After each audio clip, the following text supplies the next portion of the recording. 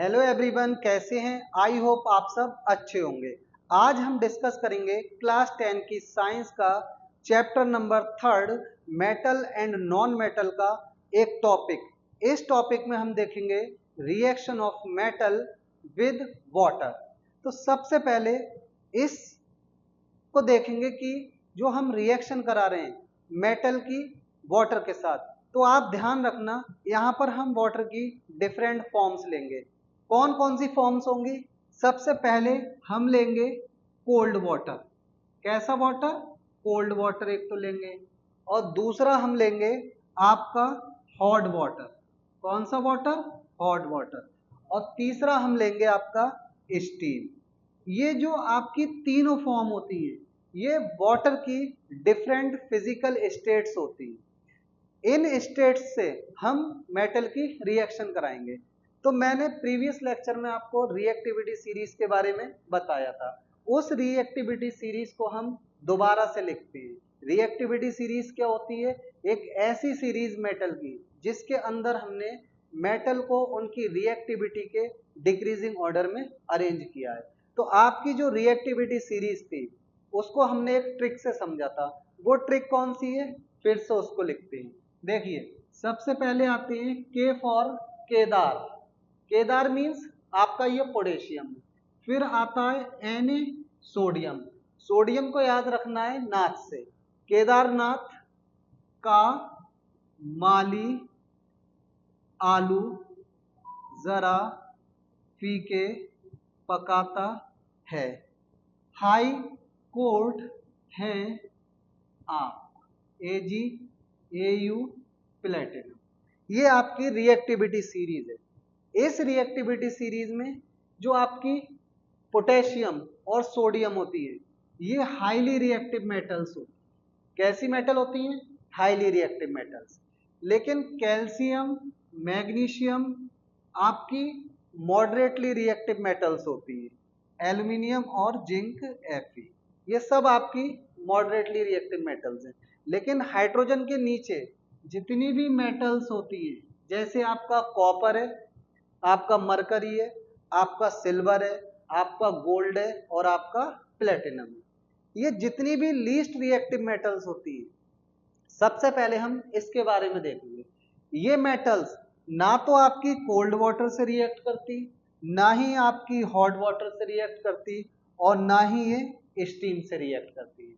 Means ये water की किसी भी फिजिकल फॉर्म से रिएक्ट नहीं करती, आपकी जितनी भी लीस्ट रिएक्टिव मेटल्स होती हैं। यही वजह है कि इन मेटल्स को हम नोबल मेटल बोलते हैं।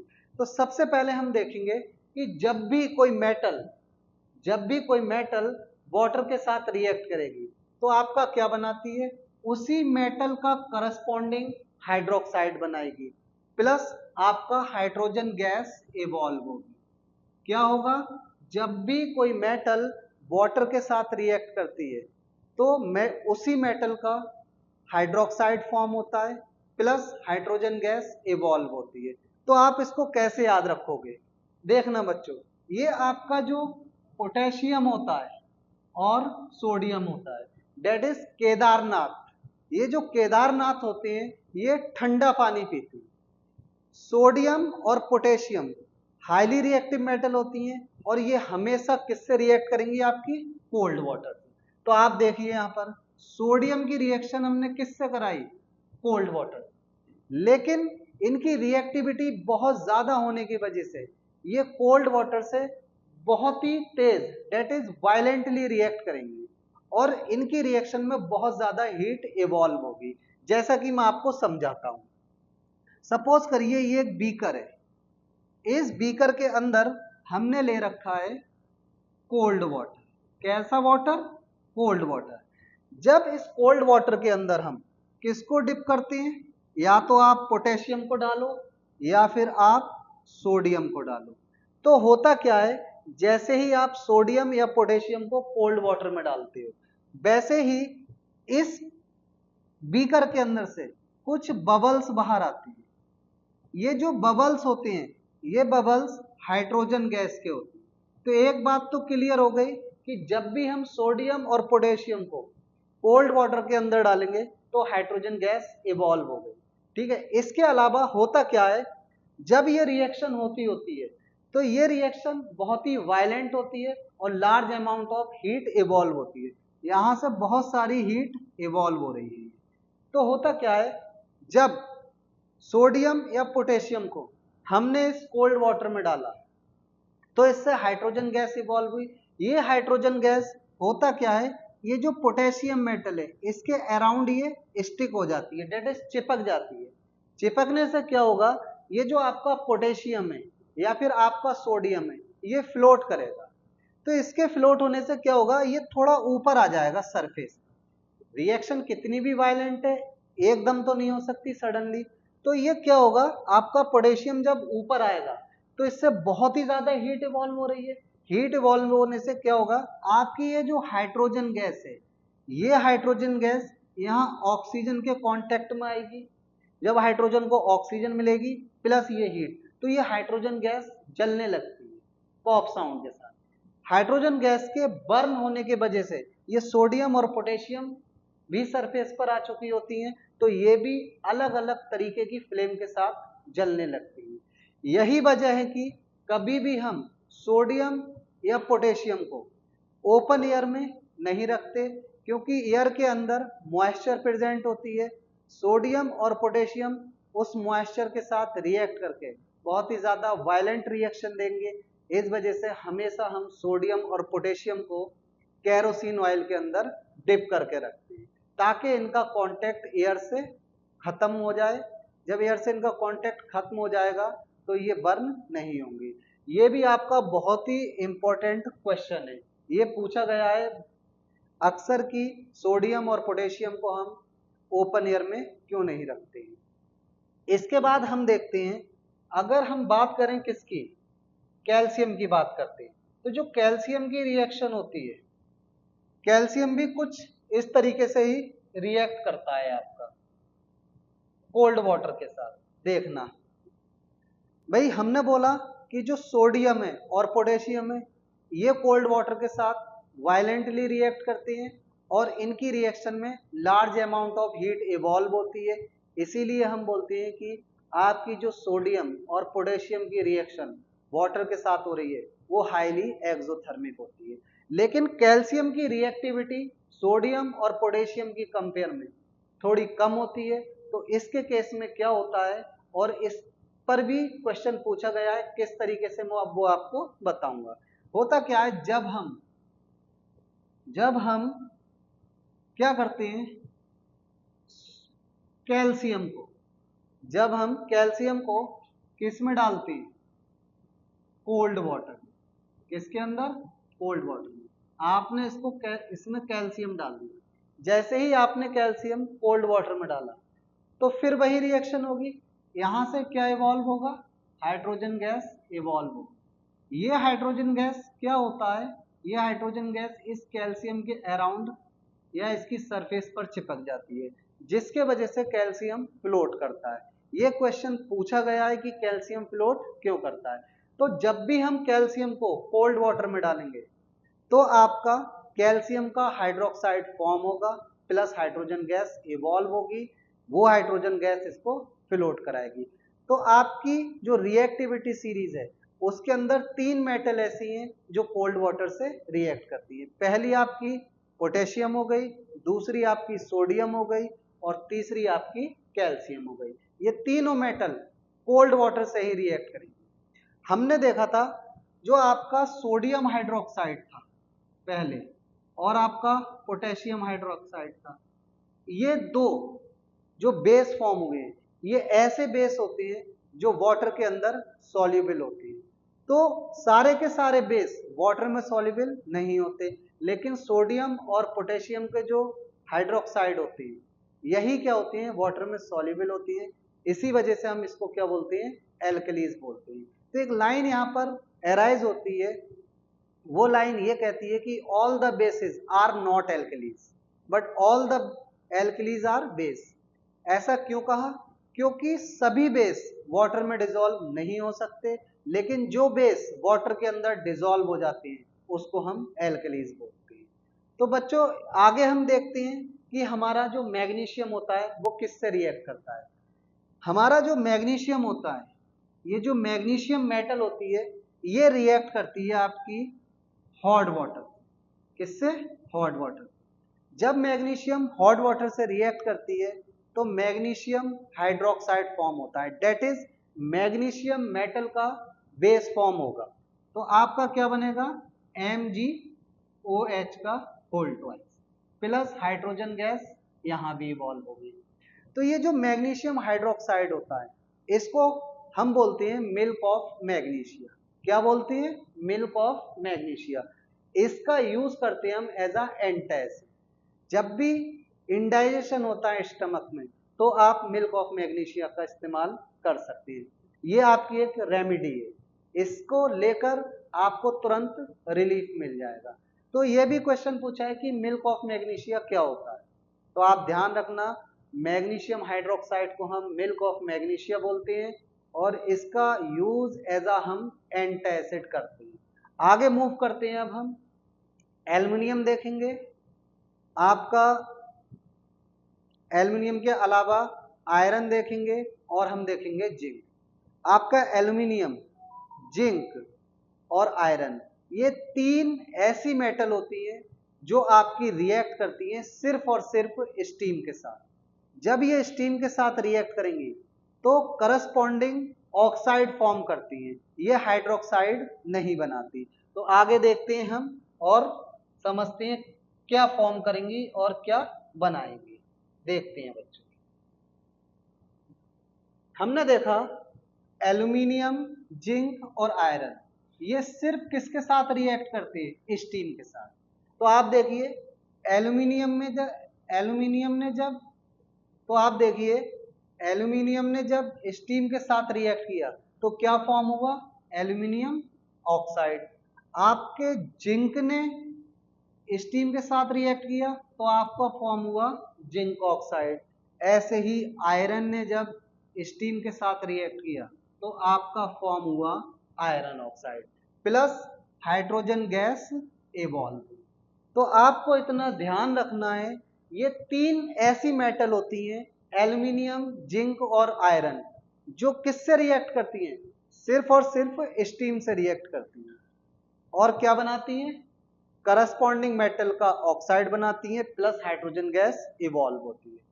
आपका लेड, कॉपर, सिल्वर, गोल्ड, ये ऐसी मेटल होती हैं, ये कभी भी वाटर की किसी भी फॉर्म से रिएक्ट नहीं करती। तो इतना हमें ध्यान रखना है। एक बार आप रिमाइंड कर लीजिए, केदारनाथ ठंडा पानी पीते हैं, डेट इज आपका पोटेशियम, आपका सोडियम, आपका कैल्शियम, ये तीन ऐसी मेटल हैं जो रिएक्ट करती हैं कोल्ड वाटर से। इसके बाद आता है आपका मैग्नीशियम, मैग्नीशियम रिएक्ट करता है हॉट वाटर से। इसके बाद आता है आपका एल्युमिनियम, जिंक और आयरन, ये ऐसी मेटल होती हैं जो सिर्फ और सिर्फ स्टीम से रिएक्ट करती हैं और करस्पॉन्डिंग ऑक्साइड फॉर्म करती हैं प्लस हाइड्रोजन गैस इवॉल्व होती है। लेकिन इसके बाद जो भी मेटल आती है वो वाटर की किसी भी फिजिकल फॉर्म से रिएक्ट नहीं करती हैं।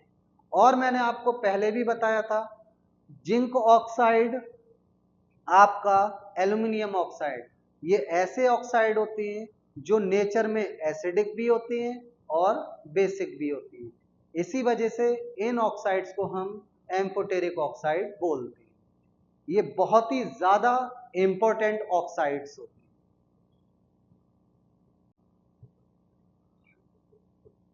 तो बच्चों अभी हमने डिस्कस किया था reaction of metal with water.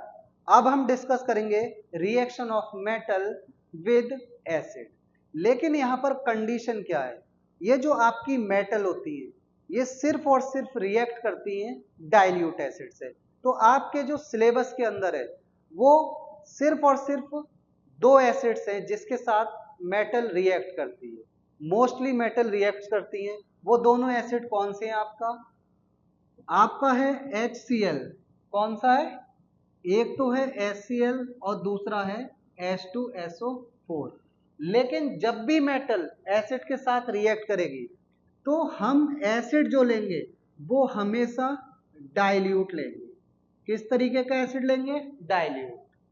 चाहे इसके अलावा आपका HNO3 लें हम, दैट इज नाइट्रिक एसिड, ये भी अगर हम डाइल्यूट लेंगे, वेरी वेरी डाइल्यूट लेंगे, तभी मेटल इसके साथ रिएक्ट कर पाएंगी। सारी मेटल्स नहीं, कुछ मेटल रिएक्ट करती हैं वेरी वेरी डाइल्यूट HNO3 के साथ। इसके अलावा मैं यहां पर आपको दिखाऊंगा मेटल की रिएक्शन कंसंट्रेटेड H2SO4 के साथ और कंसंट्रेटेड HNO3 के साथ। लेकिन सारी मेटल कंसंट्रेटेड H2SO4 के साथ या फिर कंसंट्रेटेड HNO3 के साथ रिएक्ट नहीं करती। तो आइए हम मूव करते हैं reaction of metal with acid, इसको भी हम रिएक्टिविटी सीरीज की मदद से समझते हैं। तो आप देखना, मैं अगेन लिखता हूं, केदारनाथ का माली आलू जरा फीके पकाता है, हाई कोर्ट हैं आप, AgAu प्लेटिनम। ये आपकी रिएक्टिविटी सीरीज है। इसमें देखते हैं कौन कौन सी मेटल डाइल्यूट एसिड से रिएक्ट करती है।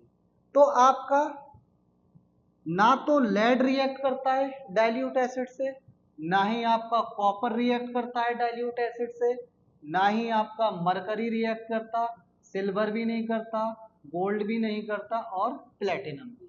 मींस ये जितने भी मेटल्स हैं लेड से लेकर प्लेटिनम तक, ये एसिड से रिएक्ट नहीं करते। किस तरीके के एसिड से? डाइल्यूट एसिड से। लेकिन यहां पर आपका जो लेड है, ये लेड ये रिएक्ट करता है कंसंट्रेटेड HCl के साथ। किसके साथ रिएक्ट करता है? कंसंट्रेटेड HCl के साथ। इसके अलावा ये जो आपका कॉपर है, ध्यान रखना, लेड रिएक्ट करता है कंसंट्रेटेड HCl के साथ और आपका कॉपर ये रिएक्ट करता है कंसंट्रेटेड HNO3 के साथ और कंसंट्रेटेड H2SO4 के साथ। इकलौता कॉपर ऐसा मेटल है जो रिएक्ट करेगा concentrated HCl, that is concentrated HNO3 and concentrated H2SO4 के साथ। तो आइए अब देखते हैं ऐसे मेटल्स जो आपके रिएक्ट करते हैं डाइल्यूट HCl के साथ एंड डाइल्यूट H2SO4 के साथ। तो देखना, जब भी मेटल किसके साथ रिएक्ट करेगा? डाइल्यूट एसिड के साथ, तो आपका उसी मेटल का सॉल्ट फॉर्म होगा प्लस हाइड्रोजन गैस यहां भी इवॉल्व होगी।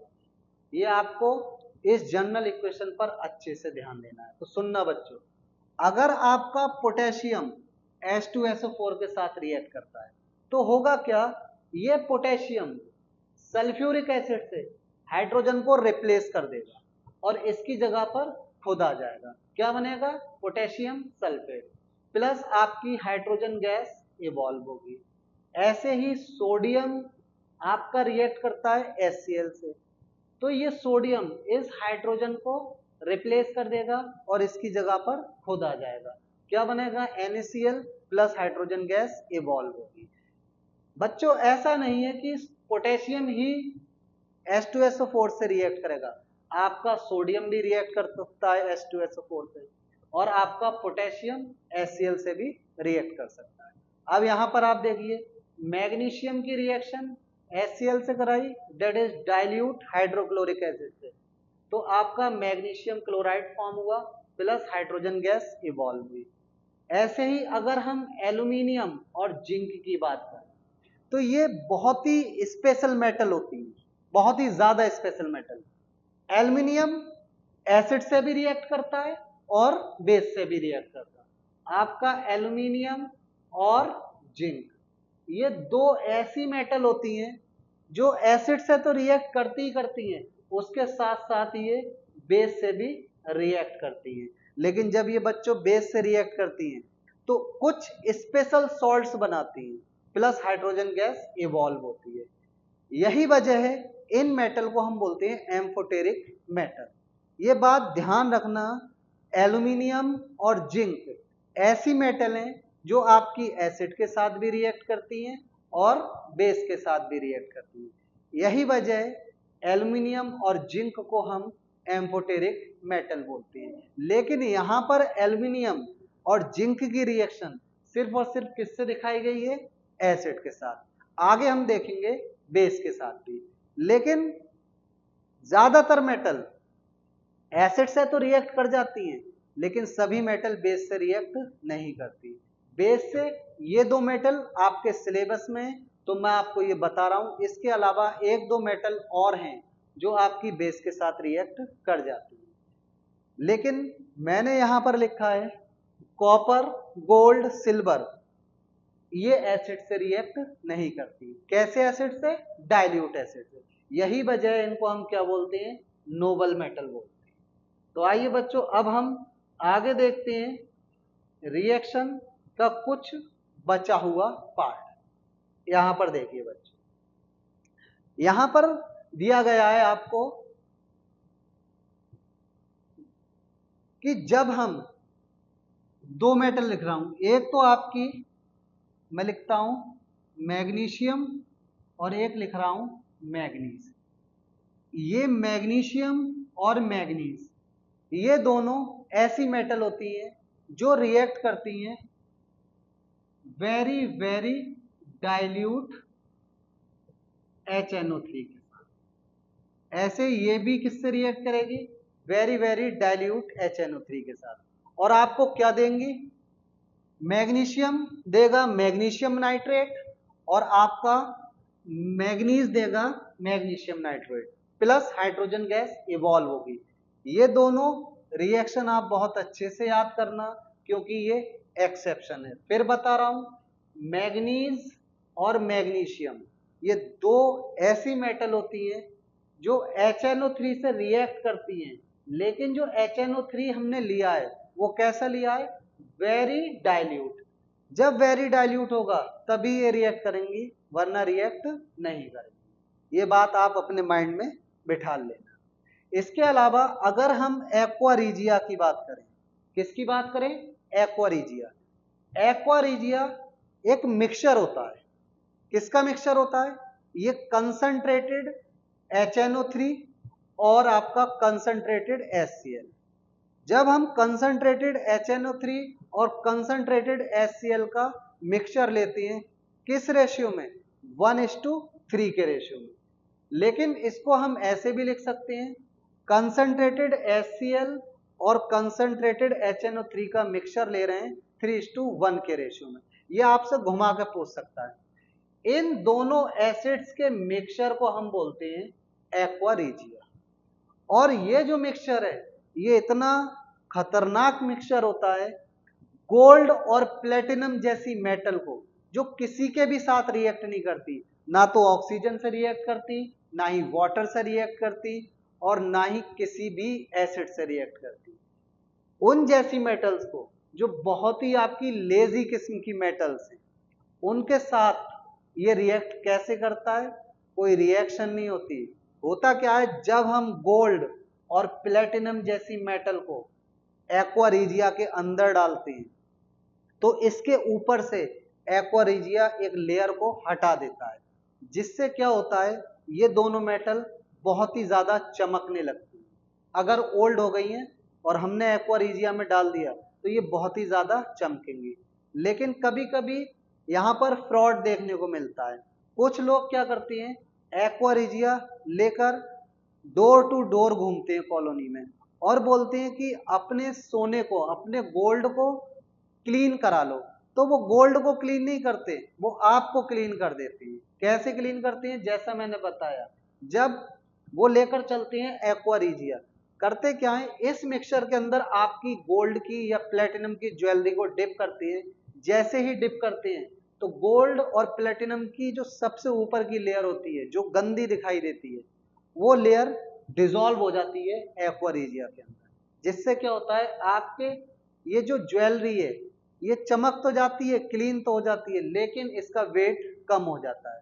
और वो जो डोर टू डोर मैन घूमता है, वो अपने घर ले जाकर उस सॉल्यूशन को, एक्वा रीजिया से, ये जो मेटल उसके अंदर डिसॉल्व हुई थी उसको एक्सट्रैक्ट कर लेता है।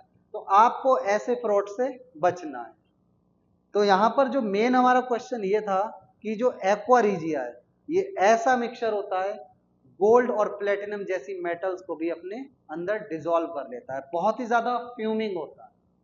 तो आगे हम मूव करते हैं और देखते हैं कुछ मेटल्स की रिएक्शन, वो है आपकी, देखना बच्चों, यहां पर हमने बहुत शॉर्ट में आपको दिखाया है, यहां पर एक चार्ट के थ्रू समझते हैं और बहुत ही सिंपल है, अभी तक जितना भी पढ़ाया था वो इस चार्ट में कंप्लीट हो जाएगा।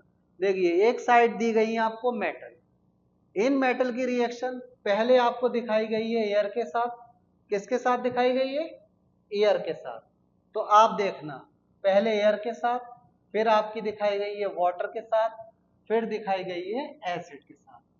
तो जितना भी पढ़ा वो एक पेज के अंदर हम खत्म करते हैं। देखिए यहां पर क्या दिया गया है, सोडियम और पोटेशियम, पोटेशियम और सोडियम, ये बोल दो, ये जब भी ऑक्सीजन के साथ रिएक्ट करेंगे तो विगरसली रिएक्ट करती हैं, बहुत तेज रिएक्ट करती हैं, और क्या बनाती हैं, उन्हीं मेटल्स के करस्पॉन्डिंग ऑक्साइड। जैसे अगर पोटेशियम ने एयर के साथ रिएक्ट किया है तो पोटेशियम ऑक्साइड बनेगा, अगर सोडियम ने रिएक्ट किया है तो सोडियम ऑक्साइड।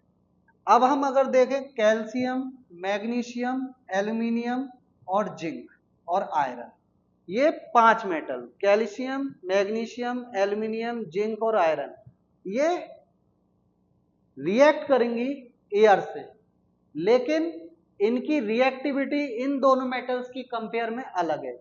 इन दोनों मेटल ने रिएक्ट किया था रूम टेम्परेचर पर, यहां पर हम कैल्शियम, मैग्नीशियम और एल्यूमिनियम को हीट करेंगे, तब ये ऑक्सीजन के साथ रिएक्ट करेंगे और क्या बना देंगी, मेटल के करस्पॉन्डिंग ऑक्साइड्स। जैसे कैल्शियम ने रिएक्ट किया तो कैल्शियम ऑक्साइड फॉर्म होगा, मैग्नीशियम ने रिएक्ट किया तो मैग्नीशियम ऑक्साइड, अगर एल्यूमिनियम ने रिएक्ट किया एयर के साथ तो एल्यूमिनियम ऑक्साइड फॉर्म होगा। इसके बाद हम बात करते हैं जिंक और आयरन, ये दो ऐसी मेटल होती हैं जो ऑक्सीजन के साथ रिएक्ट अगर कराना है, इन दोनों मेटल्स को अगर ऑक्सीजन के साथ रिएक्ट कराना है तो आप इन दोनों मेटल को स्ट्रांगली हीट करोगे, तभी ये ऑक्सीजन के साथ रिएक्ट करेंगी, वरना रिएक्ट नहीं करेंगी। और क्या बनाएंगी, करस्पॉन्डिंग ऑक्साइड्स। जैसे आपका जिंक ने रिएक्ट किया तो जिंक ऑक्साइड बनेगा, आयरन ने रिएक्ट किया तो आयरन के ऑक्साइड्स फॉर्म होंगे। लेड कभी भी रिएक्ट नहीं करता ऑक्सीजन के साथ, लेकिन यहां पर एक बहुत ही इंपॉर्टेंट मेटल है आपका कॉपर।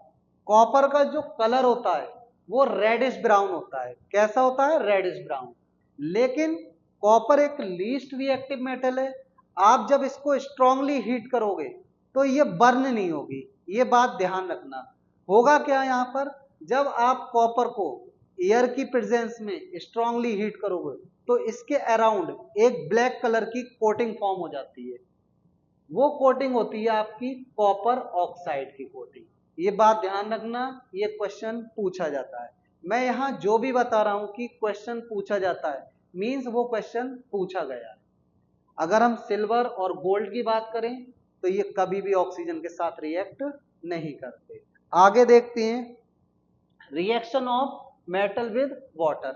अभी मैंने आपको बताया था कि पोटेशियम और सोडियम और आपका कैल्शियम, ये तीन मेटल हॉट वाटर के, सॉरी, ये जो तीन मेटल हैं, अभी जैसा कि मैंने आपको बताया था कि पोटेशियम, सोडियम और कैल्शियम, ये हॉट वाटर के साथ, जैसा कि मैंने अभी आपको बताया था, पोटेशियम, सोडियम एंड कैल्शियम, ये तीन ऐसी मेटल होती हैं, तीन ऐसी मेटल होती हैं जो कोल्ड वाटर के साथ रिएक्ट करती हैं और क्या बनाती हैं, करस्पॉन्डिंग मेटल के ऑक्साइड्स प्लस हीट इवॉल्व होती है। लेकिन अगर सोडियम की रिएक्शन हम कोल्ड वाटर से करा रहे हैं तो बहुत ही ज्यादा हीट इवॉल्व होगी, अगर हम पोटेशियम की करा रहे हैं तब भी बहुत ही ज्यादा हीट इवॉल्व होगी, प्लस हाइड्रोजन गैस इवॉल्व होगी, प्लस पोटेशियम हाइड्रोक्साइड फॉर्म होगा और सोडियम हाइड्रोक्साइड फॉर्म होगा। तो यहां पर बच्चों अगर हम बात करें एल्यूमिनियम, जिंक और आपका आयरन, ये तीनों किसके साथ रिएक्ट करती हैं, सिर्फ और सिर्फ स्टीम के साथ रिएक्ट करती हैं, लेकिन बनाते क्या है, ऑक्साइड्स फॉर्म करती है प्लस हाइड्रोजन गैस इवॉल्व होती है। इसके बाद आपका लेड से लेकर गोल्ड तक कोई भी मेटल ना तो हॉट वाटर से रिएक्ट करती, ना ही कोल्ड वाटर से रिएक्ट करती, और ना ही स्टीम से रिएक्ट करती है। और एसिड की बात करें तो मैंने बोला था ये जो मेटल है हाइड्रोजन से ऊपर वाली, ये किसके साथ रिएक्ट करती हैं? डाइल्यूट एसिड के साथ। कौन कौन से डाइल्यूट एसिड? आपका एक HCl लिया था और एक आपका H2SO4 लिया था। लेकिन यहां पर अगर लेड की बात करें तो ये रिएक्ट करता है कंसंट्रेटेड HCl से, और अगर हम कॉपर की बात करें तो कॉपर रिएक्ट करता है कंसंट्रेटेड H2SO4 से और रिएक्ट करता है कंसंट्रेटेड HNO3 से। यहां पर जो कंसंट्रेटेड H2SO4 है और कंसंट्रेटेड HNO3 है, ये दोनों स्ट्रॉन्ग ऑक्सीडाइजिंग एजेंट होती है। यहां पर जो रिएक्शन होती है वो कुछ डिफरेंट होती है, उसको हम देखते हैं।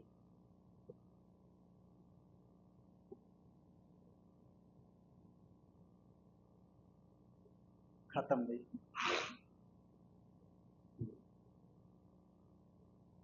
अब बताओ क्या कमी है? हाँ,